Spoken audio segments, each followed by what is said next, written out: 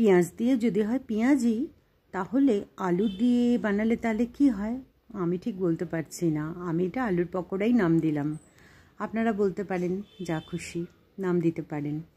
প্রথমে আলুটাকে ভালো করে কুড়িয়ে নিয়েছিলাম গ্রেটারে, দিয়ে ভালো করে 3 বার করে ধুয়ে একটু নুন জলে ভিজিয়ে রেখে সেটাকে ভালো করে ছেঁকে নিয়ে রেখে দিয়েছিলাম। তারপরে একটা বাটিতে 3 চামচ মতো বেসন দিলাম, দিয়ে তার মধ্যে 1 চামচ দিলাম চালের গুঁড়ো আর একটু তেল, আর তার সাথে একটু জিরে গুঁড়ো আর একটুখানি দিলাম হচ্ছে শুকনো লঙ্কার গুঁড়ো, রেড চিলি পাউডার দিয়ে ভালো করে ফেটিয়ে নিলাম কম কম জল দিয়ে। বেশি জল দিলে হবে না, একটুখানি মানে ঠিক মতো হবে। তারপরে আলুগুলো দিয়ে ভালো করে একটা ভালো পেস্ট তৈরি করে নিলাম, আর ওপরে একটু পেঁয়াজ দিয়ে দিলাম। আমার হাজব্যান্ড আবার একটু পেঁয়াজ না দিলে ভালোবাসে না। সো এরকমভাবেই মানে মেখে নিলাম, নিয়ে ছোট ছোট বড়ার আকারে ভেজে নিলাম, ঠিক যেরকম পেঁয়াজি ভাজে ওরকমভাবেই আমি ভেজে নিলাম।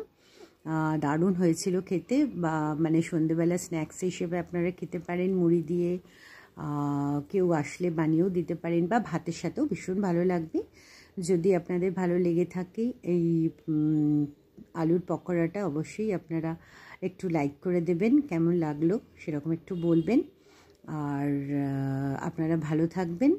তাহলে এখানেই শেষ করছি, নমস্কার।